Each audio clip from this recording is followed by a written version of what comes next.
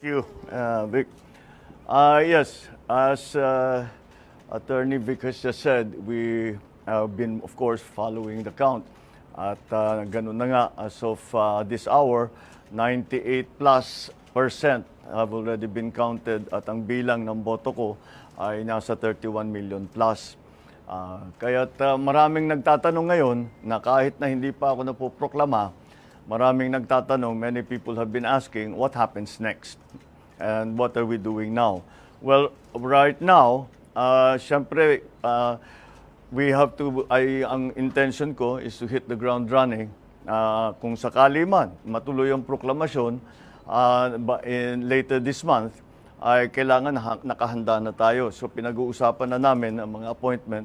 As I'm sure you can imagine, the economic managers are going to be critical for the next several years because of the pandemic and the economic crisis. So that is something that we are looking at very carefully. But it's not only the economic managers, lahat talaga ng positions, not only cabinet positions but even other agencies ay tinitignan na namin lahat.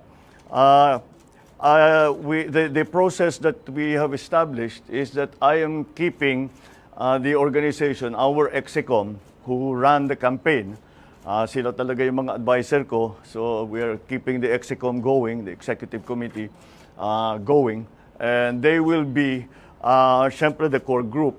But ang thinking ko is that each department, we have to talk to the specialists in that discipline or in that sector.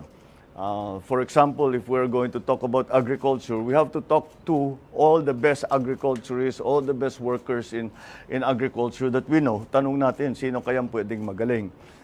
The same thing with all the other departments. So there is a core group, and all the other departments are also will also have their own advisors that will advise the I suppose the standing committee and of course myself. So that is how the process has been established. Kaya, actually, bago kayo dumating, we were in there doing precisely that. I'm continued to be guided by, as I've said before, a competence and a willingness to work with the next administration. So we have removed, in our discussions, we remove immediately what their political leanings have been. Kung lumaban ba sa atin, kung sumama ba sa atin, that's not going to be part of the discussion. I'm also guided by the critical areas that we talked about during the campaign. So yun ang mga inuuna natin. Of course, it's the economy, prices, it's the price of energy, lack of jobs, education, infrastructure, all of these areas that are going to be critical in the next few years. So ganun ang aming ginagawa, and that has been the process. That has been the process so far. I'm also guided by the fact that 31 million of our kababayans have voted for unity. And I am guided by that in the sense that I will continue to work for a government, an administration that gives voice to everyone who wants to help. We may not agree. We may not, in the end, do. We might do exactly as they say. But whatever it is, it is not important who the messenger is. The importance is going to be the message. In the next few days, I will be talking to you. Baka every day there will be something to announce because marami na talaga kami ginagawa. So in the next few days, we will continue to keep you informed about what's going on. And I think I am already authorized by to announce the first nominee that we will be giving to the Commission on Appointments when the time comes, should I be proclaimed.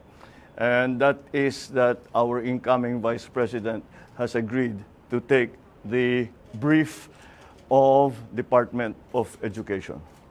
So si Inday Sara, sabi niya tinanong ko sa kanya kung kaya niya yung trabaho dahil mahirap ang trabaho ng Secretary of Education.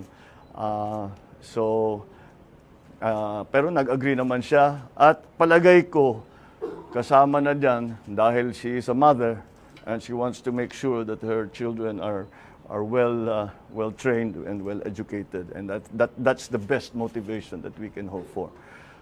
So that is the first